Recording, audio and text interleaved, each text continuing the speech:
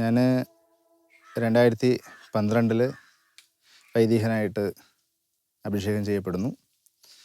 അങ്ങനെ മൂന്നാമത്തെ വർഷം വൈദികനായി 3-ാമത്തെ വർഷം തന്നെ ഞാൻ പോയിക്കൊണ്ടിരുന്ന ശിവലോകം എന്ന ഇടവകയുടെ അടുത്തായിട്ട് ഒരു പുതിയ മിഷൻ രൂപീകരിക്കാനായിട്ട് ദൈവം എനിക്ക് ഒരു വലിയ അനുഗ്രഹം തന്നു. അപ്പം അങ്ങനെ വൈദികനായ നാൾ മുതൽ, അല്ലെങ്കിൽ സെമിനാരിൻ്റെ പരിശീലനത്തിൽ തന്നെ ഒരു മിഷണറി ആകുക എന്നുള്ള ഒരു വലിയൊരു ആഗ്രഹം ദൈവം എൻ്റെ ഉള്ളിൽ തന്നതായിട്ട് ഞാൻ തിരിച്ചറിയുകയാണ്. തീർച്ചയായിട്ടും ഇത് എൻ്റെ വിളിക്കുള്ളിലെ ഒരു വിളിയായിട്ട് മാത്രമാണ് ഞാൻ ഇതിനെ കാണുക. പിന്നെ വരുന്ന നാളുകളിൽ ഞങ്ങളുടെ മലങ്കര സഭയുടെ തന്നെ നവസുവിശേഷവൽക്കരണത്തിൻ്റെ പ്രോഗ്രാമായിട്ട് സുവിശേഷ സംഘം എന്ന ഒരു പുതിയ മൂവ്മെൻറ്റ് സഭ ഒട്ടുമൊത്തമായി രൂപീകരിക്കുകയും അപ്പോൾ അതിൻ്റെ ഫോർമേഷനിലൊക്കെ കടന്നു പോകുകയും അങ്ങനെ അതിൻ്റെ ഡയറക്ടറായിട്ടുമൊക്കെ ഇരിക്കുന്ന ഒരു സാഹചര്യം.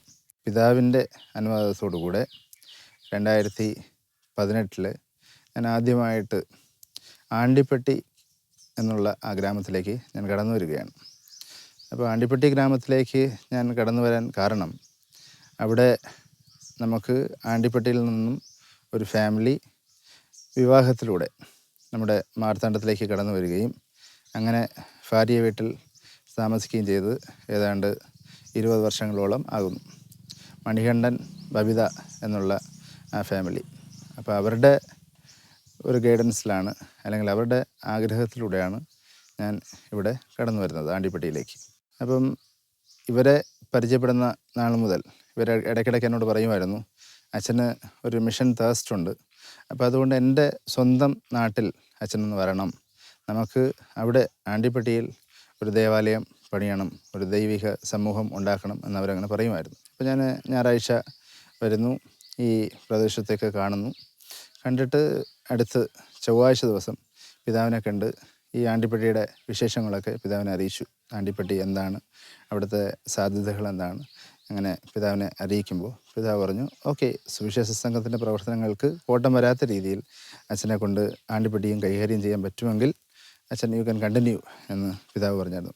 എപ്പോഴും ഞാൻ പിതാവിൽ കാണുന്ന ഒരു നന്മ, വിൻസെൻ്റ് പിതാവിൽ ഞാൻ കാണുന്ന ഒരു നന്മ, ഞാൻ മിഷനുമായിട്ട് ബന്ധപ്പെട്ട് ഏതൊരു കാര്യത്തിന് പിതാവിനെ സമീപിച്ചാലും ഒരിക്കലും നോ എന്നുള്ള വാക്ക് പറയില്ല. അപ്പോൾ അത് എനിക്ക് വലിയൊരു പോസിറ്റീവ് ഫാക്ടറായിട്ടാണ് ഞാൻ കാണുന്നത്. അപ്പോൾ അങ്ങനെ പിതാവിൻ്റെ സമ്മതത്തോടുകൂടെ ഓഗസ്റ്റ് മാസം 15-ാം തീയതി ആദ്യമായിട്ട് ഞാൻ ദേവദാനപ്പെട്ടി മിഷനിലേക്ക് പിതാവിൻ്റെ അനുവാദത്തോടെ കടന്നു വരികയും പിന്നെ അടുത്ത് വരുന്ന ആഴ്ചകളിൽ കുറേ ആഴ്ചകൾ, ഒരു 4-5 ആഴ്ചകൾ, ഞായറാഴ്ചകളിൽ മാത്രം ഇവിടെ കടന്നു വന്ന് അവിടെ 1-2 കുർബാനകൾ കഴിഞ്ഞ് പിന്നെ ഞങ്ങളൊരു ടീമായിട്ട് കാറിൽ വന്ന് ഇവിടുത്തെ ആൾക്കാരെയൊക്കെ കണ്ടിട്ട് തിരിച്ചു പോകുന്ന ഒരു സാഹചര്യമാണ്. മെയിനായിട്ട് ആണ്ടിപ്പെട്ടിയിൽ നമ്മൾ ചെയ്യുക, ഇവരെ ഭവനങ്ങളിൽ പോയി ഇവരെ കാണും, സന്ദർശിക്കും, ഇവരോടൊക്കെ സംസാരിക്കും, ഇവരുടെ വിഷമങ്ങളൊക്കെ കേൾക്കും, ഇവർക്ക് വേണ്ടി പ്രാർത്ഥിക്കും. പിന്നെ ഞായറാഴ്ച ദിവസങ്ങളിൽ അവിടെ പ്രെയർ മീറ്റിംഗ് നടത്തും. അപ്പോൾ അതാണ് ആണ്ടിപ്പെട്ടിയിൽ നമ്മൾ ആദ്യമായിട്ട് തുടങ്ങിയ ശുശ്രൂഷ. ആണ്ടിപ്പെട്ടിയിൽ നമ്മൾ ആ മക്കൾക്ക് നമ്മൾ വച്ചിരിക്കുന്ന പാട്രൺ സെയിൻറ്റ് ആരാന്ന് ചോദിച്ചാൽ നെശവ് മാത എന്നാണ്. നെശവ് എന്ന് പറയുമ്പോൾ weaving, mother of weavers, Mary mother of weavers എന്നുള്ളതാണ്. അപ്പോൾ അവിടെ നമ്മൾ വർക്ക് ചെയ്യുന്ന അവിടെ അത് ഫുള്ളായിട്ട് വീവേഴ്സ് കോളനിയാണ്. അപ്പോൾ അതുകൊണ്ട് അവർക്ക് നമ്മൾ അവിടെ മേരി മദർ ഓഫ് വീവേഴ്സ് എന്നുള്ള മാതാവിനെയാണ് നമ്മളവിടെ പ്രതിഷ്ഠിച്ചിരിക്കുക. അപ്പോൾ ആണ്ടിപ്പെട്ടിയിൽ പോയിക്കൊണ്ടുവന്ന ആ സാഹചര്യത്തിൽ ഇവിടെ ഞാൻ നേരത്തെ പറഞ്ഞ ഈ മണികണ്ഠൻ എന്ന് പറയുന്ന നമ്മുടെ ലേ മിഷണറിയുടെ ബന്ധു, അല്ലെങ്കിൽ പെങ്ങളുടെ ഭർത്താവ് ഇങ്ങനെ ദേവദാനപ്പെട്ടിയിൽ ക്യാൻസർ പേഷ്യൻ്റായിട്ട് മാസങ്ങളോളം കിടപ്പിലാണ്.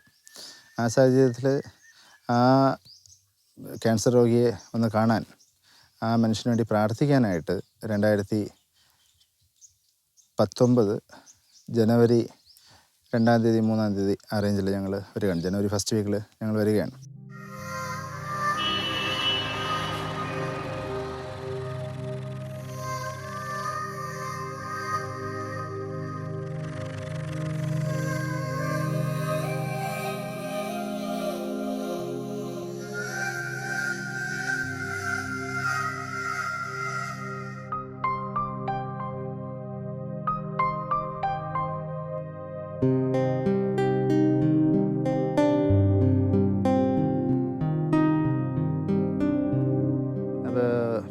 ഇവിടെ വരാൻ കാരണം നമ്മൾ ആദ്യം വന്ന് കാല് വെച്ചത് ഇവിടെയാണ്. അപ്പം ഇപ്പോൾ നമ്മൾ ഈ കാണുന്ന ഇത്രയും ഏരിയ ഇങ്ങനെ ഒരു ഓല കൊണ്ട് മറയ്ക്കുമായിരുന്നു, ഓല കൊണ്ട് മറച്ച് വെച്ചിരുന്നു. അപ്പോൾ ഇതിനകത്താണ് നമ്മുടെ ആദ്യത്തെ പ്രെയർ മീറ്റിംഗ്. യഥാർത്ഥത്തിൽ ആണ്ടിപ്പട്ടിയിൽ നമ്മൾ ആദ്യം പോയി. അപ്പോൾ ആണ്ടിപ്പട്ടിയിൽ നിന്ന് പിന്നെ ഇങ്ങോട്ട് വന്നു. ആണ്ടിപ്പട്ടി ഇപ്പോഴും ഉണ്ട്. അപ്പോൾ ആണ്ടിപ്പട്ടിയിൽ നിന്ന് ഇങ്ങോട്ട് വരാൻ കാരണം ഇവരുടെ പപ്പ ക്യാൻസറായിട്ട് ബാധിച്ച് കുറേ വർഷങ്ങൾ കിടന്നു. അപ്പോൾ ആ ഒരു സാഹചര്യത്തിൽ ഇപ്പോൾ ഇവരുടെ അങ്കിൾ, അമ്മയുടെ ചേട്ടൻ അങ്കിൾ, അപ്പം പുള്ളി ഇപ്പം നമ്മുടെ ഇവിടെ മാർത്താണ്ഡത്താണ് താമസിക്കുന്നത്. അപ്പം പുള്ളിക്കാരൻ മണികണ്ഠൻ അല്ലെങ്കിൽ മണികണ്ഠരാജ് എന്ന് പറയുന്ന ഇവരുടെ അങ്കിള് നമ്മളെ ഇങ്ങോട്ട് വിളിച്ചുകൊണ്ടുവന്നതാണ്. അപ്പം അങ്ങനെ പ്രാർത്ഥിക്കാനായിട്ട് ഇവരുടെ വീട്ടിൽ വന്നു. അപ്പം ഒത്തിരി പിള്ളേരൊക്കെ വന്ന് നമ്മളെ ഒന്ന് കണ്ടു. പിന്നെ ഓക്കെ, നമുക്കിവിടെ എല്ലാ ആഴ്ചയും വരാൻ പറ്റുമോ, അല്ലെങ്കിൽ ഒന്ന് ഈശോയെക്കുറിച്ച് പറയാനായിട്ടുള്ള സാഹചര്യങ്ങളുണ്ടോ എന്നിങ്ങനെ ചോദിക്കുമ്പോൾ അവർ പറയുമായിരുന്നു, നമുക്കൊരു വീടെടുക്കാം, ഒരു വീടെടുത്ത് നമുക്ക് പ്രെയറൊക്കെ നടത്താമെന്ന് പറയുമായിരുന്നു. അപ്പോൾ ഞാൻ പറഞ്ഞു, നമുക്ക് ഇത്രയും സൗകര്യം ഉണ്ടല്ലോ, ഇത്രയും സ്പേസ് ഉണ്ട്, അപ്പോൾ ഇവിടെ നമുക്ക് ടു സ്റ്റാർട്ട് വിത്ത് നമുക്ക് തുടങ്ങാം, പിന്നെ ഇത് എങ്ങനെ മുന്നോട്ട് പോകുന്നു അതനുസരിച്ച് നമുക്ക് ചിന്തിക്കാമെന്ന് പറയുകയും അങ്ങനെ അവർ വളരെ സന്തോഷത്തോടുകൂടെ, ഇപ്പം ഇവരുടെ പപ്പ ഇപ്പം ഇല്ല, മരിച്ചുപോയി. പക്ഷേ ഇവരുടെ ഗ്രാമത്തിലെ ഒരു പ്രധാനപ്പെട്ട പൂജാരിയാണ്. ഇപ്പോൾ പൂജാരിയായിരുന്നിട്ടും ഓക്കെ നമ്മളെ വളരെ സന്തോഷത്തോടെ സ്വീകരിക്കുകയും അങ്ങനെ കുറേ മാസങ്ങൾ, ഒരു 7-8 മാസത്തിന് മുകളിൽ ഇവിടെ തന്നെയാണ് എല്ലാ ഞായറാഴ്ചയും നമ്മൾ വരുന്നത്. ആണ്ടിപ്പട്ടിയിൽ പ്രെയർ, അവിടുത്തെ കുർബാനയും പ്രെയറും ബാക്കിയെല്ലാം കാര്യങ്ങളും കഴിഞ്ഞിട്ട് ഇവിടെ ഞങ്ങളൊരു 11 മണി 11:30 12 മണിയൊക്കെ ആകുമ്പോൾ ഞങ്ങളിവിടെ എത്തും. അപ്പോൾ ഞങ്ങൾ എത്തുന്നതിന് മുമ്പ് തന്നെ ഒരു 10 50 60 പിള്ളേർ ഇവിടെ നമുക്ക് വേണ്ടി വെയിറ്റിംഗ് ആയിരിക്കും. അമ്മമാരും കാണും, പിള്ളേരും കാണും. അപ്പം ഒരു 4 മാസം അല്ലെങ്കിൽ 5 മാസം 6 മാസം എന്നൊക്കെ ആയി കഴിഞ്ഞപ്പം 60 പിള്ളേരായി. അപ്പോൾ 60 പിള്ളേരെന്ന് പറയുമ്പം ഇതിനകത്ത് പിന്നെ ഇരിക്കാൻ പറ്റാത്തൊരവസ്ഥ. അപ്പം അങ്ങനെ നമ്മൾ വേറൊരു സ്ഥലം വേണം എന്ന് നമുക്കത് ആവശ്യമൊന്നും തോന്നിയിട്ടാണ് ഇപ്പോൾ നമ്മൾ കാണുന്ന ആ സ്ഥലം അത് ദൈവമായിട്ട് നമുക്ക് തരികയും ഇപ്പോൾ ഇരിക്കുന്ന പള്ളി പണിയുകയും പിന്നെ നമ്മുടെ ശുശ്രൂഷകളൊക്കെ അങ്ങോട്ട് മാറ്റുകയൊക്കെ ചെയ്തത്.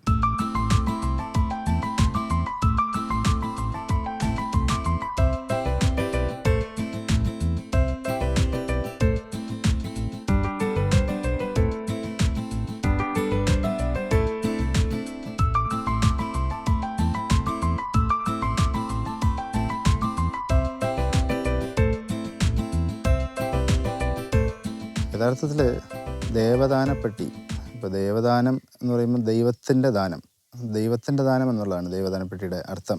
അപ്പോൾ ദൈവത്തിൻ്റെ ദാനമായിട്ട് കിട്ടിയ പട്ടി അല്ലെങ്കിൽ പട്ടണത്തിൻ്റെ ഷോർട്ട് ഫോമാണ് പട്ടി എന്ന് നമ്മളിങ്ങനെ വിളിക്കുന്നത്. അപ്പം അങ്ങനെ ഈ സ്ഥലം നമുക്ക് കിട്ടിയത് തന്നെ ഭയങ്കര ഒരു ഗെയിമാണ്, അല്ലെങ്കിൽ ഒരു തമാശയുടെ ഒരു കാര്യമാണ്. അപ്പം ഓണറിൻ്റെ അടുത്ത് പോയി പലതവണ ആ ഓണറിൻ്റെ അടുത്ത് പറയുന്നത് ഞങ്ങൾ ഇന്ന ദിവസം വരും അഡ്വാൻസ് ഇടാനായിട്ട്, അങ്ങനെ ഇങ്ങനെയെന്ന് പറഞ്ഞിട്ട് അവസാനം ഞങ്ങൾ ആ ഓണറിനോട് പറഞ്ഞു, ഇത്രയും ദിവസമൊക്കെ പുറത്തല്ലോ, അപ്പം ഞങ്ങൾക്ക് വേണ്ടി ഒരു ചാൻസ് കൂടെ തരണം. ഞങ്ങൾ കറക്റ്റായിട്ട് മെയ് മാസം അവസാനം ഞങ്ങൾ എന്ത് ചെയ്യാം, നിങ്ങൾ ആഗ്രഹിക്കുന്ന 5 ലക്ഷം രൂപ ഞങ്ങൾ അഡ്വാൻസ് ആയിട്ട് തരാമെന്ന് പറഞ്ഞു. അപ്പോൾ ആ ഓണറിൻ്റെ റെസ്പോൺസ്, ഒരു മുസ്ലിമാണ്, ഫാറൂഖ് എന്നാണ് ആ ഓണറിൻ്റെ പേര്. അപ്പോൾ ഓണറിൻ്റെ റെസ്പോൺസ് വളരെ കോമഡിയായിരുന്നു. ഓണർ പറഞ്ഞു, ഓക്കെ, ഞാൻ നിങ്ങളെ വിശ്വസിക്കുന്നു, നിങ്ങൾക്ക് വേണ്ടി ഞാൻ ഇത്രയും ദിവസം കാത്തു, ഇനി ഈ പറയുന്ന ദിവസം വരെ ഞാൻ കാക്കും. അപ്പം മെയ് മാസം അവസാനം മെയ് മാസം 15-ാം തീയതി നിങ്ങൾ അഡ്വാൻസ് തരുവാണെങ്കിൽ ഉറപ്പായിട്ടും ഞാൻ ഈ സ്ഥലം നിങ്ങൾക്ക് തരും. അന്ന് 15-ാം തീയതിക്കുള്ളിൽ നിങ്ങൾ അഡ്വാൻസ് തരാൻ നിങ്ങൾക്ക് സാധിച്ചില്ലെങ്കിൽ പിന്നെ എന്നോട് വിഷമമൊന്നും പറയരുത്. പക്ഷേ ആ 15-ാം തീയതി വരെ വേറെ ആരെങ്കിലും വന്നിട്ട് ഒരു ചാക്ക് സ്വർണം കൊണ്ടുവന്ന് തരാമെന്ന് പറഞ്ഞാലും ഞാൻ ഈ സ്ഥലം വേറെ ആർക്കും കൊടുക്കത്തില്ല എന്ന് പറഞ്ഞു.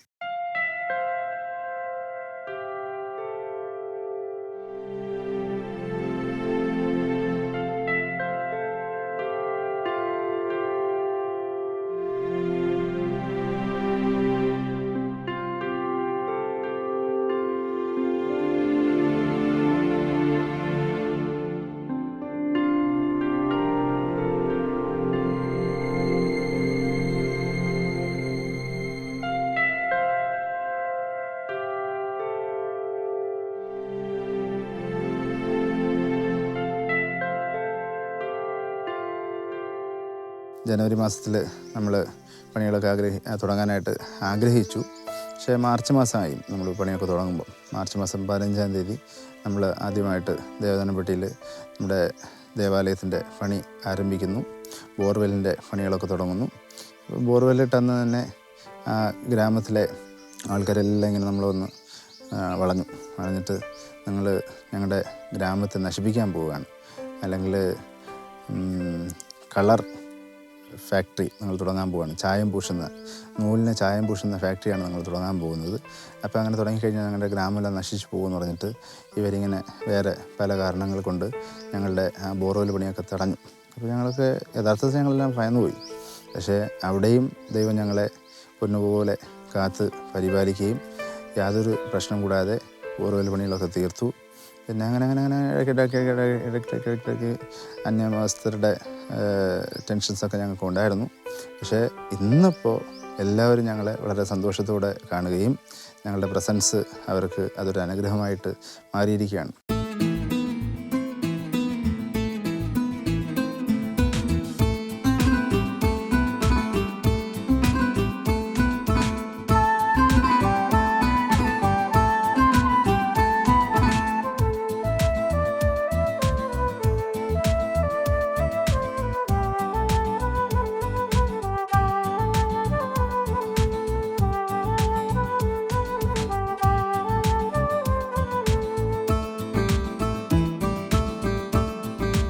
അച്ഛൻ ഞാൻ ആദ്യമായിട്ട് കാണുന്നത് എനിക്കിവിടെ ഒരു ഹോട്ടലുണ്ടായിരുന്നു. ആ ഹോട്ടലിൽ ഭക്ഷണം കഴിക്കാൻ വരുമ്പോഴാണ് അച്ഛനെ ഞാൻ ആദ്യമായിട്ട് കാണുന്നത്. അപ്പോൾ അച്ഛനെ വളരെ ബുദ്ധിമുട്ടിയ ഒരു രീതിയിലാണ് വരുന്നത്. ഒരു അച്ഛനാണ് നമുക്ക് തോന്നുകയില്ല ആദ്യം കാണുമ്പം. എന്നോടപ്പോൾ എൻ്റെ ഒരു പാപ്പനാണ് പറഞ്ഞത് ഇതൊരു അച്ഛനാണെന്ന് പറഞ്ഞപ്പം എനിക്ക് പെട്ടെന്ന് വിശ്വസിക്കാൻ പറ്റില്ല. കാരണം ഒരു സാധാരണ വേഷത്തിലൊരു വ്യക്തിയായിട്ടാണ് അച്ഛൻ വരുന്നത്. ഒരു ദിവസം ഞാൻ അച്ഛൻ്റെ പള്ളിയിൽ ചെന്നു. അച്ഛനിവിടെ പള്ളി പണിതെന്ന് അറിഞ്ഞു. അവിടെ ചെന്ന് കഴിഞ്ഞപ്പോഴേക്കും വളരെ വൃത്തിഹീനമായിട്ട് ഒരു ദേവാലയമായിട്ട് നമുക്ക് തോന്നത്തില്ല ആ രീതിയിൽ. കാരണം ആ ഏരിയ അങ്ങനത്തെ ഒരു ഏരിയയാണ്. അവിടെ ആരും അങ്ങനെ ചെന്നൊരു ദേവാലയമൊന്നും സ്ഥാപിക്കുന്ന ഒരു ഏരിയ അല്ല. കാരണം എന്ന് പറഞ്ഞു കഴിഞ്ഞാൽ അതൊരു ഒതുക്കപ്പെട്ട ജനങ്ങൾ താമസിക്കുന്ന ഒരു ഏരിയയാണ്. കാരണം ഇവിടെ ഇപ്പോഴും ഈ ജാതി വ്യവസ്ഥയൊക്കെ ഭയങ്കരമായിട്ട് നോക്കി നടത്തുന്ന ഒരു സ്ഥലമായത്. അപ്പോൾ അവിടെ താമസിക്കുന്ന ആൾക്കാരെല്ലാം വളരെ ലോക്കലായിട്ടുള്ള ആൾക്കാരാണ്. അത് ജാതിയിലൊക്കെ പറയുമ്പം വളരെ താഴ്ന്നപ്പെട്ട ആൾക്കാരാണ്. അവരെ തനിച്ച് അവിടെ ഒതുക്കി അവിടെ താമസിക്കുന്നത്. അപ്പോൾ അവിടെ പോയി ഇങ്ങനൊരു ദേവാലയം പണിതെന്ന് പറയുമ്പോൾ ഞാൻ പെട്ടെന്ന് എൻ്റെ പാപ്പനോട് പറഞ്ഞു, അവിടെ എങ്ങനെ പോയി അച്ഛനെങ്ങനെ കയറി പറ്റി എന്നൊക്കെ പറഞ്ഞപ്പം പാപ്പൻ പറഞ്ഞു, എങ്ങനെയാണെന്ന് എനിക്കറിയത്തില്ല, അച്ഛനിൻ്റെ പോലെ പള്ളിയൊക്കെ അവിടെ തുടങ്ങിയിട്ടുണ്ടെന്ന് പറഞ്ഞ് ഞങ്ങളത് ചെന്ന് കാണാനിടയായി. അപ്പോൾ അവിടെ വരുന്ന കുട്ടികളെല്ലാം വളരെ വൃത്തിഹീനമായിട്ടും അവർക്ക് ശരിക്കും പറഞ്ഞു കഴിഞ്ഞാൽ ഭയങ്കര ദാരിദ്ര്യം അനുഭവിക്കുന്ന കുട്ടികളാണ്. അപ്പോൾ അവരെയൊക്കെ അച്ഛൻ ചേർത്ത് പിടിച്ച് ഇങ്ങനൊരു സംഭവം ഇന്നപോലെ ഇങ്ങനെ ദേവാലയത്തിൻ്റെ കാര്യങ്ങളൊക്കെ നടത്തി വരുമ്പം എനിക്ക് ശരിക്കൊരു വ്യത്യാസം തോന്നി. ഇതുപോലൊരു പുരോഹിതൻ ഇങ്ങനെയൊക്കെ ഉണ്ടല്ലോ എന്നൊരു തോന്നലുണ്ടായി. അതിനുശേഷം അച്ഛൻ്റെ അവിടുന്ന് ഒരു വ്യക്തി വിളിച്ചു പറഞ്ഞു, അച്ഛൻ വളരെ പനി പിടിച്ച് കിടക്കുക അപ്പം നമുക്കിവിടെ ഒരു മെഡിക്കലൊക്കെ ഉണ്ട് അറിയാമെന്ന്. അപ്പം അച്ഛൻ വളരെ പനി പിടിച്ചിട്ട് അച്ഛൻ എഴുന്നേക്കാൻ വരാനൊക്കെ ഒന്ന് പോയി നോക്കാൻ പറ്റുമെന്ന് ചോദിച്ചു. ആരുമില്ല. പിന്നെ ഞാൻ ഇവിടുന്ന് പോയി. ഞാൻ അവിടെ ചെന്ന് കഴിഞ്ഞപ്പോൾ അച്ഛന് ഒരു റൂമിൽ വളരെ കഷ്ടപ്പെട്ട്, അതായത് ഒരു പുതയ്ക്കാൻ പോലും ശരിക്കൊന്നും ഇല്ലാതെ ഇങ്ങനെ ചുരുണ്ട് കൂടി കിടക്കുക. അപ്പോൾ എനിക്ക് കണ്ടു കഴിഞ്ഞപ്പോൾ ദൈവമേ, ഇതൊരു പുരോഹിതം വന്ന് ഇങ്ങനെ കിടക്കേണ്ട ഒരു അവസ്ഥയാണല്ലോ ഇവിടെ നിന്നൊക്കെ ഓർത്തിട്ട് പിന്നെ ഞാൻ അച്ഛന് ഗുളിയൊക്കെ കൊടുത്തിട്ട് ഞാൻ തിരിച്ചു വന്നു. അത് കഴിഞ്ഞിട്ട് എനിക്ക് ശരിക്കും അച്ഛനോടൊരു അച്ഛൻ്റെ പൗരോഹിത്യത്തിനോടൊരു ബഹുമാനം തോന്നിയൊരു കാരണം എന്ന് പറഞ്ഞു കഴിഞ്ഞാൽ, ഈ താഴ്ന്നപ്പെട്ട ഈ കുട്ടികൾ, അവിടെ കുറേ കുട്ടികളുണ്ട്. ആ കുട്ടികൾ വളരെ വൃത്തിഹീനമായിട്ടേ നടക്കാറുള്ളൂ. ആ കുട്ടികൾ എപ്പോഴും അച്ഛൻ്റെ ദേവാലയത്തിലാണ്. അവിടെ അച്ഛൻ ഈ കുട്ടികളെല്ലാം ചേർത്ത് പിടിച്ച് അച്ഛന് നല്ല പ്രാർത്ഥിക്കാൻ പഠിപ്പിക്കുക, ഇങ്ങനെ അവർക്ക് ഒരു ക്ലാസ് എടുക്കുക, ഇതൊക്കെ അച്ഛൻ ചെയ്തുകൊണ്ട് അവരെല്ലാം അച്ഛൻ്റെ ഒരു ഇതിലേക്ക് കൊണ്ടുവന്നുകൊണ്ടിരിക്കുക. അപ്പം ഒരിക്കലും അവിടെ ഒരു മതിൽ പണിയുക പള്ളിയുടെ സൈഡിൽ. അത് ഭയങ്കര വിഷയമായിരുന്നു. ഭയങ്കര വിഷയം എന്ന് പറഞ്ഞു കഴിഞ്ഞാൽ ആ നാട്ടിലുള്ള ജനങ്ങളെല്ലാം എതിർത്തു അതിനെ. പക്ഷേ അച്ഛൻ അതിനൊക്കെ നിന്ന് പ്രാർത്ഥനയോടെയും ധൈര്യത്തോടെ അച്ഛൻ നിന്ന് അതിനെയൊക്കെ തരണം ചെയ്ത് ആ മതിൽ പണിയുന്ന സമയത്ത് ഞാൻ അവിടെ ചെല്ലാനൊരു ഇടയുണ്ടായി. ആ സമയത്ത് 2 കുട്ടികൾ വളരെ മുഷിഞ്ഞിട്ട്, വസ്ത്രമൊക്കെ വളരെ മുഷിഞ്ഞ് മണ്ണിൽ കിടന്ന് ഉരുണ്ട് കളിച്ചുകൊണ്ടിരിക്കുമ്പോൾ അതിലൊരു കുട്ടി മറ്റൊരു കുട്ടിയെ അടിക്കാനിടയായി. ആ സമയത്ത് ആ കുട്ടി കരയുക. അപ്പോൾ അച്ഛൻ വന്നിട്ട് വഴക്ക് പറഞ്ഞു മറ്റേ കുട്ടിയെ, എന്തിനാണ് നീ ഇങ്ങനെ അടിച്ച്? അച്ഛനൊരു വടിയെടുത്ത് ഇങ്ങനെ തമാശ പോലെ കാണിച്ചു കഴിഞ്ഞപ്പോൾ ആ കുട്ടി ഭയങ്കരമായിട്ടും കരയാൻ തുടങ്ങി. അപ്പം ഞാനിത് കണ്ടുകൊണ്ടിരിക്കുക. അച്ഛൻ എന്നെ ശ്രദ്ധിക്കുന്നില്ല. അച്ഛനിത് ഈ കുട്ടി ഇങ്ങനെ നോക്കിക്കൊണ്ടിരിക്കുക. അപ്പം ഈ കുട്ടി കരഞ്ഞിട്ട് ഈ കുട്ടിയുടെ മൂക്കിൽ നിന്നും കണ്ണിൽ നിന്നൊക്കെ ഒരുപാട് ഇങ്ങനെ ഈ മൂക്കിൽ നിന്ന് സ്രാവൊക്കെ ഒഴുകിക്കൊണ്ടിരിക്കുക. അതൊക്കെ പെട്ടെന്ന് അച്ഛൻ ഈ കുട്ടി അങ്ങ് ചേർത്തങ്ങ് പിടിച്ചു. ഒരു വൈദികന്മാരും അങ്ങനെ ചെയ്യുന്നത് ഞാൻ എൻ്റെ ജീവിതത്തിൽ കണ്ടിട്ടില്ല. പെട്ടെന്ന് ചേർത്ത് പിടിച്ചിട്ട് അച്ഛൻ്റെ കൈ കൊണ്ട് ആ കുട്ടിയുടെ മൂക്കൊക്കെ പിഴിഞ്ഞ് മുഖമൊക്കെ തുടച്ചു കൊടുത്തൊരു അനുഭവം എനിക്ക് അന്ന് ശരിക്കും പറഞ്ഞാൽ ഞാൻ ഞെട്ടിപ്പോയി. അതാണ് എൻ്റെ സത്യം. ഞാൻ സ്കൂളിൽ പോലെ ഉണ്ടെങ്കിൽ livro. Leave Exames. എക്സാം ആണല്ലോ കോളേജ് ചേച്ചി ഇല്ലേ? എക്സാം എല്ലാം പഠിക്കണ്ട. ഇപ്പോൾ വന്നിരിക്കുന്നത് നമ്മുടെ ദേവദാനപ്പെട്ടിയിൽ തെക്ക് തെരുവ് എന്നാണ് ഇത് അറിയപ്പെടുന്നത്. ഡയറക്ഷൻ വെച്ചിട്ടാണ് ഇവിടുത്തെ തെരുവൊക്കെ പറയുന്നത്. തെക്ക് തെരുവ്, വടക്ക് തെരുവ് അങ്ങനെയൊക്കെ ഉണ്ട്. അപ്പോൾ ഈ തെക്ക് തെരുവ് എന്ന് പറയുമ്പം യഥാർത്ഥത്തിൽ SC ആൾക്കാരാണ്. അറൗണ്ട് ഒരു 5000 ഫാമിലീസ് ഈ കോളനിക്കകത്തുണ്ട്. അപ്പോൾ അത്രയും വലിയൊരു കോളനിയാണ് ഈ കോളനി, നമ്മൾ കാണുന്ന കോളനി. ഇത് നമ്മുടെ തമിഴ് സ്റ്റുഡൻ്റെ വീടാണ്. ഇപ്പോൾ ഇവിടെ 3 പിള്ളേരാണ് ഈ വീട്ടിലുള്ളത്.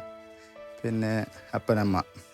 ഇപ്പോൾ ഇവരാണ് നമുക്ക് അച്ഛനും ബാക്കി പിള്ളേർക്കൊക്കെ ഭക്ഷണമൊക്കെ വെച്ചിരുന്നത് ഈ വീട്ടുകാരാണ്. അപ്പോൾ ഇതാണ് ഇവിടുത്തെ ഒരു സിറ്റുവേഷൻ. 5000 ഫാമിലീസ് ഈ തെക്ക് തെരുവിനകത്ത് തന്നെ ഉണ്ട്. അതല്ലാതെ ഏതാണ്ട് ഒരു 4000-5000 ഫാമിലീസ് ഇവിടെ ഉണ്ട്. എല്ലാ മതസ്ഥരും ഉണ്ട്. ഭൂരിപക്ഷം ഹൈന്ദവരാണ്. ഒരു നല്ലൊരു മെജോറിറ്റി മുസ്ലിംസ് ഉണ്ട്. പിന്നെ ക്രിസ്ത്യൻസ് എന്ന് പറയാൻ കുറച്ച് CSIക്കാർ, പിന്നെ ഒരു 7-8 ബന്ധുക്കോസ് സഹോദരങ്ങൾ. അവർ ചെറിയ ചെറിയ ചെറിയ കമ്മ്യൂണിറ്റീസായിട്ട് അവരങ്ങനെ മുന്നോട്ട് പോകുന്നു. പിന്നെ കാത്തലിക് ഫെയ്ത്ത് ഇതുവരെ ഇത്രയും നാളുകളായിട്ടും കാത്തലിക് ഫെയ്ത്തിലേക്ക് നമ്മളിതുവരെ കടന്നു വന്നിട്ടില്ല. അപ്പോൾ ആദ്യമായിട്ട് നമുക്ക് ദൈവം ഒരു എൻട്രി തന്നു, അത്രേ ഉള്ളൂ. നമ്മൾ എൻ്റർ ആയതല്ല, ദൈവം നമുക്കൊരു എൻട്രി തന്നു. അതാണ് അതിൻ്റെ റിയാലിറ്റി. അപ്പം അങ്ങനെ CSIക്കാർ പണ്ട് 1900 സംതിങ് ഏതോ വർഷത്തിൽ തന്നെ ഇവിടെ വന്ന് സ്കൂളൊക്കെ പണിഞ്ഞു. അപ്പം ഇന്നും 1ാം ക്ലാസ് മുതൽ 5ാം ക്ലാസ് വരെ ആ CSI സ്കൂളിനകത്തുണ്ട്. ഇനി തെക്ക് തെരുവിനകത്തും വടക്ക് തെരുവിനകത്തുള്ള എല്ലാ മക്കളും ഇതുവരെ ഉണ്ടായിരുന്ന എല്ലാവരും തന്നെ ഈ CSIക്കകത്ത് പഠിച്ച് ഇറങ്ങിയവരാണ്. അപ്പോൾ അതുകൊണ്ട് തന്നെ ഒരു ദൈവത്തിൻ്റെ ഒരു കാഴ്ചപ്പാട് അവർക്ക് തീർച്ചയായിട്ടും ഉണ്ട്. ബൈബിൾ വായിക്കാനറിയാം, അല്ലെങ്കിൽ ഈശോ ആരാന്നറിയാം. അപ്പോൾ അതിൻ്റേതായ ഒരു നന്ദി എല്ലാവർക്കും തന്നെ ഉണ്ട്. CSIക്കാർ വന്നു, സ്കൂൾ പണിഞ്ഞു. അപ്പോൾ അതുകൊണ്ട് നമുക്ക് എഡ്യൂക്കേഷൻ കിട്ടി, നമ്മുടെ മക്കൾക്ക് നിന്ന് എഡ്യൂക്കേഷൻ കൊടുക്കാൻ നമുക്ക് സാധിക്കുന്നുണ്ട്, അങ്ങനെ പറയുന്നുണ്ട്. ഇപ്പോൾ ഇവിടുത്തെ സാധാരണ ഉള്ള വീടുകളുടെ സെറ്റപ്പ് ഇതൊക്കെ ആയിരിക്കും. ഒത്തിരി വീടുകൾ നോക്കുമ്പോൾ ഇത് വലിയ വീടെന്ന് വേണമെങ്കിൽ പറയാം. ഒരു 1/4 സെൻറ്റ് 1/2 സെൻറ്റൊക്കെ കാണത്തുള്ളൂ. അതും മിക്കവാറും ആർക്കും ഒറിജിനലായിട്ടുള്ള വീടുകളൊന്നും അല്ലായിരിക്കും. സ്ഥലം മീൻസ് സ്ഥലം പലതും ഒറ്റയ്ക്കായിരിക്കും, അല്ലെങ്കിൽ പട്ടയില്ലാത്ത സ്ഥലങ്ങളായിരിക്കും. ഒരു 1/2 സെൻറ്റ് 3/4 സെൻറ്റ് ഉണ്ടെങ്കിൽ ഉറപ്പായിട്ട് അതിനകത്തൊരു 1 or 2 സാധിക്കുകയാണെങ്കിൽ 3 വീടുകൾ വരെ കാണും.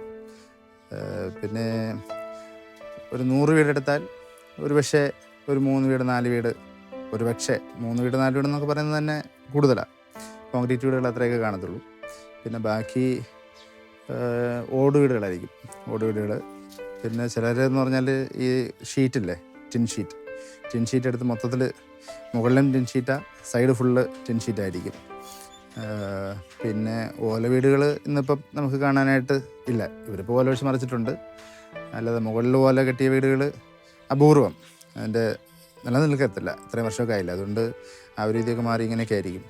അപ്പം 1/4 സെൻറ്റ് അല്ലെങ്കിൽ ഒരു 1/2 സെൻറ്റ് ഉണ്ടെങ്കിൽ ഉറപ്പായിട്ട് അതിനകത്തൊരു വീട് കാണും. പിന്നെ വീടിനകത്ത് അടുത്ത ജനറേഷൻ ഓരോ വീട്ടിൽ 3, 4, 5 പയ്യന്മാരാണ് വളർന്നു വരുന്നത്.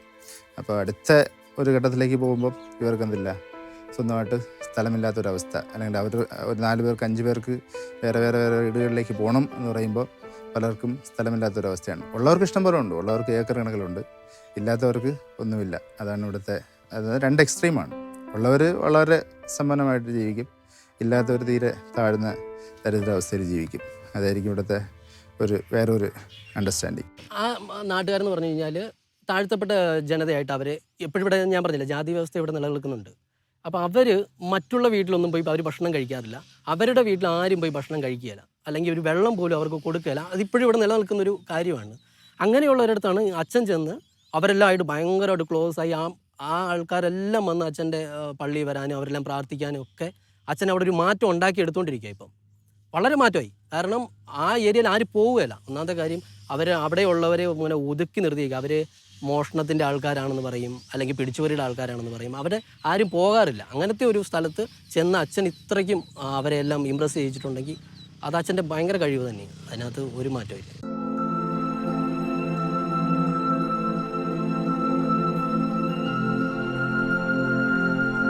യഥാർത്ഥത്തിൽ ഇതാണ് പണ്ടത്തെ തറവാട് വീടാണ് ഈ വീട്.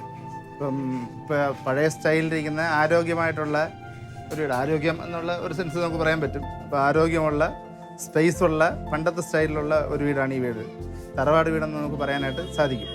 അപ്പം ഇപ്പോൾ നിലവിലിരിക്കുന്ന വീടുകളിൽ പഴയ സ്ട്രോങ് ആയിട്ടുള്ള ഒരു വീട് ഇതാണ്. അപ്പോൾ നമുക്ക് അകത്തോട്ട് പോകാം. ഇങ്ങനെ എവിടെ തണ്ണിയെല്ലാം എവിടെ വരും? 8 നാളേക്ക് വരും. ഇപ്പോൾ 8 ദിവസത്തേക്ക് ഒരിക്കലാണ് വെള്ളം വരുന്നത്. ഇനി മോട്ടോറിൽ കംപ്ലൈൻ്റ് ആയി കഴിഞ്ഞാൽ ചിലപ്പോൾ 15 ദിവസമാവും, 20 ദിവസമാവും. അപ്പോൾ അതുകൊണ്ടാണ് നമ്മുടെ പള്ളിയിലെ എൻട്രൻസിൽ ഒരു ടാങ്ക് വെച്ചിരിക്കുന്നത്. அப்புறம் லோனெல்லாம் எடுத்தீங்களா? எத்தனை இடத்துல லோன் எடுத்துருக்கீங்க? എത്ര இடத்துல ലോൺ എടുത്തിരിக்கிறீங்க? 4 இடத்துல. അപ്പോൾ ഒരു സാമാന്യമായ ഒരു കുടുംബം 4 സെൽഫ് ഹെൽപ്പ് ഗ്രൂപ്പിൽ നിന്നാണ് ലോൺ എടുത്തിരിക്കുന്നത്. ഒരു ഫാമിലി 4 ലോൺ എടുത്തിരിക്കുകയാണ്. അപ്പം ഈ ലോണെന്ന് പറഞ്ഞാൽ ആഴ്ചയ്ക്ക് കിട്ടണം. ആഴ്ചയ്ക്ക് കെട്ടിയാലേ സംഗതി ക്ലിയർ ആകത്തുള്ളൂ. മരണം വന്നു കഴിഞ്ഞാൽ ഭയങ്കര സെലിബ്രേഷനാണ്. ഒരു അകന്ന ബന്ധുവിന് ഒരു മിനിമം ഒരു 20,000 മുതൽ 40,000 രൂപ ചിലവാകും ഒരു മരണം വന്നു കഴിഞ്ഞാൽ. അപ്പം അങ്ങനെ ഇവർക്ക് പെട്ടെന്ന് ഇങ്ങനെ കയ്യിൽ പൈസ ഒന്നും കാണത്തില്ല. അതുകൊണ്ട് ഇവരെന്ത് ചെയ്യും? ഒന്നുകിൽ പോയി ഏതെങ്കിലും ഒരു ഈ സെൽഫ് ഹെൽപ്പ് ഗ്രൂപ്പിൽ നിന്ന് ലോൺ എടുക്കും, അല്ലെങ്കിൽ ഇച്ചിരി സമ്പന്നമായ ഒരു വ്യക്തിയുടെ അടുത്ത് പോയി വട്ടിക്ക് പണം മേടിക്കും. അപ്പം എൻ്റെ നാട്ടിലൊക്കെ ഞാൻ കേട്ടിട്ടുള്ളത് 1 പൈസ പലിശ അല്ലെങ്കിൽ 2 പൈസ പലിശ അത്രയൊക്കെയാണ്. പക്ഷെ ഇവിടെ 5 പൈസ പലിശയാണ് മിനിമം. പിന്നെ 10 പൈസ പലിശ നമ്മൾ കൊടുക്കാൻ റെഡിയാണെങ്കിൽ ഉടനെ കിട്ടും, ആർക്കും ഒരു വിഷയമില്ല. പക്ഷേ 5 പൈസ പലിശയ്ക്ക് നമ്മൾ ചോദിക്കുകയാണെങ്കിൽ അവൻ നമ്മൾ ഒരു 3 ദിവസത്തെ 7 പ്രാവശ്യം അങ്ങോട്ട് കൊണ്ട് നടത്തിയിട്ടേ അവൻ തരത്തുള്ളൂ. ഇനി നമുക്ക് പൈസ വേണമെങ്കിൽ നമ്മൾ നേരിട്ട് പോയി ചോദിച്ചാൽ കിട്ടത്തില്ല. ഇതിൻ്റെ ഇടയ്ക്ക് ഒരു മീഡിയേറ്റർ എടുത്താൽ കാണും, ഒരു ബ്രോക്കർ കാണും. അപ്പോൾ കൊടുക്കുന്ന ആൾ 2 പൈസയ്ക്ക് കൊടുക്കുമായിരിക്കും. ഈ ബ്രോക്കർ ഒരു 3 പൈസ എക്സ്ട്രാ ആയിട്ട് 5 പൈസയായിട്ട് ആർക്ക് പൈസ മേടിച്ചു കൊടുക്കുന്നോ അവരുടെ അടുത്ത് നിന്ന് മേടിച്ചെടുക്കും. അപ്പോൾ അങ്ങനെ സാമ്പത്തികമായിട്ട് ഭയങ്കര തകർച്ചയാണ്. ഇവരതിനെക്കുറിച്ച് അവെയറുമല്ല. നമ്മുടെ ഒരു ഡ്യൂട്ടി എന്ന് പറഞ്ഞാൽ ഈ ഒരു അവയർനെസ് ഇവർക്ക് കൊടുക്കുക എന്നുള്ളതാണ്. ഇതിൽ നിന്ന് പതിയെ പുറത്തോട്ട് വരണം. അപ്പോൾ പല പ്രാവശ്യം ഇവരടുത്തൊക്കെ പറഞ്ഞു. പക്ഷേ ഞങ്ങളിരിക്കുന്ന സെറ്റപ്പ് ഇതാണ് ഇവിടുത്തെ കൾച്ചർ. എല്ലാവരും ചോദിക്കും, എൻ്റെ നാട്ടിൽ അവിടെയൊക്കെ ചോദിക്കും, അയ്യോ ഇന്നും അവർക്കൊക്കെ അത്രയും ദാരിദ്ര്യമാണോ, കഴിക്കാൻ ഭക്ഷണമൊന്നും ഇല്ലയോ എന്നൊക്കെ ചോദിക്കും. അപ്പോൾ അതെന്തുകൊണ്ടാണ് ഇത് സംഭവിച്ചതെന്ന് ചോദിച്ചു കഴിഞ്ഞാൽ ഇവർക്ക് പൈസ വേണം. അപ്പോൾ പൈസ ഇല്ലാതെ വരുമ്പം ഇവർ കൊണ്ടുപോയി എന്ത് ചെയ്യും? ഇവിടെ റേഷൻ കാർഡ് കൊണ്ടുപോയി ആരുടെയെങ്കിലും അടുത്ത് പണയം വയ്ക്കും. അപ്പം അങ്ങനെ ഈ റേഷൻ കാർഡ് മേടിക്കുന്ന ആളുടെ കയ്യിൽ 50 മുതൽ 100, 150 റേഷൻ കാർഡ് വരെ ആ ഒരാളുടെ കയ്യിൽ കാണും. ഇവർ കൊണ്ടുവയ്ക്കുന്നത് നിസ്സാരം ഒരു 5000-നായിരിക്കും. പക്ഷേ 5000 രൂപ ഇവരെ കൊണ്ട് കാലാകാലങ്ങളായിട്ട് ഇവർക്ക് എന്ത് ചെയ്യാൻ പറ്റില്ല, തിരിച്ചടയ്ക്കാൻ പറ്റില്ല. അപ്പോൾ അതുകൊണ്ട് റേഷൻ കാർഡ് ആ പുള്ളിയുടെ കയ്യിൽ തന്നെ കാണും. ഈ പുള്ളിക്കാരൻ ഇങ്ങനെ ഒരു വലിയൊരു സൂട്ട് കേസിനകത്ത് ഇതൊക്കെ അടച്ചു വെച്ചിട്ട് നേരെ കൊണ്ട് റേഷൻ കടയിൽ കൊണ്ടു കൊടുത്തിട്ട് ഇവരുടെ എല്ലാവരുടെയും അരി മൊത്തത്തിൽ അങ്ങ് മേടിച്ചിട്ട് പിന്നെ അവൻ ഈ അരി എന്ത് ചെയ്യും?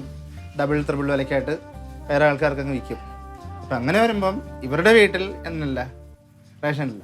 നമ്മൾ പറയും, അയ്യോ തമിഴ്നാട് ഗവൺമെൻറ് ഫ്രീ ആയിട്ട് റേഷൻ കൊടുക്കുന്നു, 25 കിലോ അല്ലേ, 30 കിലോ അല്ലേ, 35 കിലോ അല്ലേ. സത്യമാണ്.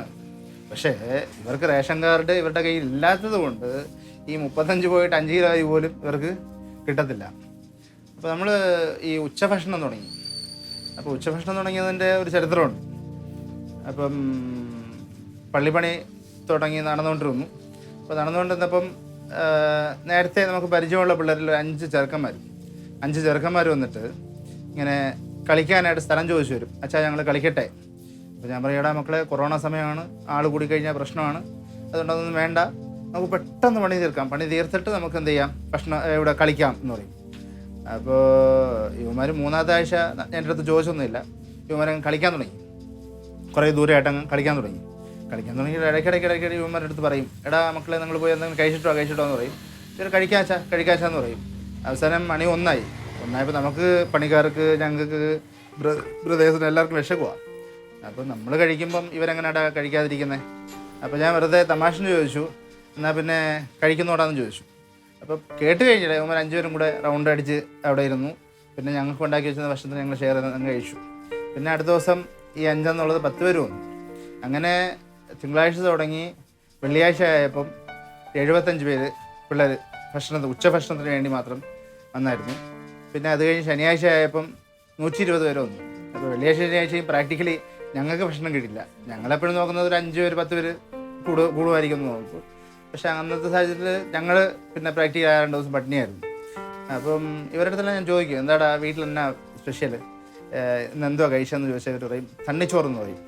അപ്പോൾ ഇതെന്നോട് തണ്ണിച്ചോറ്. അപ്പോൾ ഞാൻ ചോദിച്ചാൽ എന്തോ പരിപാടിയാണ്, എന്തെങ്കിലും കാണും, സ്പെഷ്യലായിരിക്കും എന്നൊക്കെ ഓർത്തിട്ടൊക്കെ അങ്ങനെ ഇരുന്ന് ഇവരുടെ വീടുകളിൽ പോയി നോക്കുമ്പം നമ്മുടെയൊക്കെ വീടുകളിൽ പണ്ട് ഇങ്ങനെ അലുമിനിയത്തിലൊരു ചെറിയൊരു കലം കാണും അല്ലേ.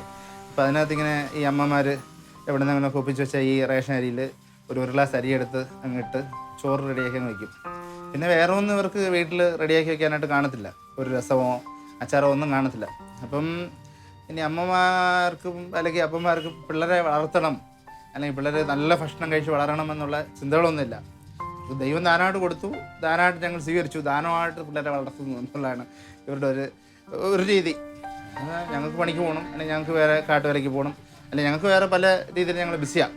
അപ്പോൾ ആ സാഹചര്യത്തിൽ പിള്ളേർക്ക് ഇരുന്ന് ഭക്ഷണം എടുത്തു കൊടുക്കാൻ ഞങ്ങൾ റെഡിയല്ല. അപ്പോൾ പിള്ളേർക്ക് വേണമെങ്കിൽ പിള്ളേർ എന്ത് ചെയ്യണം, എടുത്ത് കഴിച്ചോണം. അപ്പോൾ പിള്ളേർ വീട്ടിലോട്ട് പോകുമ്പം ഈ ചെറിയ ചട്ടിക്കകത്ത് ഇത്രയും ചോറ് കാണും. ഇതിനകത്തുനിന്ന് അവർക്ക് ആവശ്യമുള്ള ചോറെടുത്ത് ഒരു പാത്രത്തിനകത്ത് ഇടും. പിന്നെ ഈ കാണുന്ന കുടത്തിൽ പിടിച്ച് വെച്ചിരിക്കുന്ന ഒരു 4, 5, 6 ദിവസത്തിന് മുമ്പുള്ള വെള്ളം കുടത്തിൽ ഇരിക്കും. ഈ വെള്ളത്തിൽ നിന്ന് കുറച്ച് വെള്ളം എടുത്ത് ആ ചോറിനകത്ത് നിന്ന് ഒഴിക്കും. ഒരു ഉപ്പ് തൊടാൻ നോക്കിക്കഴിഞ്ഞാൽ ചിലപ്പോൾ ഉപ്പ് കാണത്തില്ല, മിക്കവാറും ഉപ്പ് കാണത്തില്ല, അച്ചാറില്ല, ഒന്നുമില്ല. ഇതിനെ ഇവർ കണ്ണടച്ചുകൊണ്ട് വേണമെങ്കിൽ എന്ത് ചെയ്യണം, കഴിക്കണം. അപ്പോൾ ഇതാണ് ഇവർ പറയുന്ന തണ്ണിച്ചോറ്. നമുക്കൊന്നൊരു പള്ളിയുണ്ട്, നമുക്കൊന്നൊരു അച്ഛനുണ്ട്. അപ്പോൾ അച്ഛൻ്റെ അടുത്ത് ഫ്രീ ആയിട്ട് നമുക്ക് ധൈര്യമായിട്ട് പോകാൻ പറ്റും എന്നുള്ള ആ ഒരു ഫ്രീഡത്തോടു കൂടെയാണ് പിള്ളേർ ഇപ്പോൾ ഉച്ചയ്ക്ക് വരുന്നത്. പിന്നെ വൈകുന്നേരം കുറച്ച് പിള്ളേർ പഠിക്കാനൊക്കെ വരും. പഠിക്കാനൊക്കെ വന്നിട്ട് പോകുമ്പം പിന്നെ അവർ തന്നെ മിക്കവാറും കുക്ക് ചെയ്യും. നമ്മൾ സാധനങ്ങളൊക്കെ ഇവിടെ വെച്ചിരുന്നാൽ മതി, അവർ തന്നെ അവർക്ക് ഇഷ്ടമുള്ളത് കുക്ക് ചെയ്തോളും. അവർ തന്നെ എടുത്തിട്ട് കഴിക്കും, അച്ഛൻ്റെ കൂടെ ഇരുന്ന് കഴിക്കും. അവർ തനിച്ച് കഴിക്കുക, പിന്നെ അച്ഛൻ കഴിക്കുക, അങ്ങനെയൊന്നുമില്ല.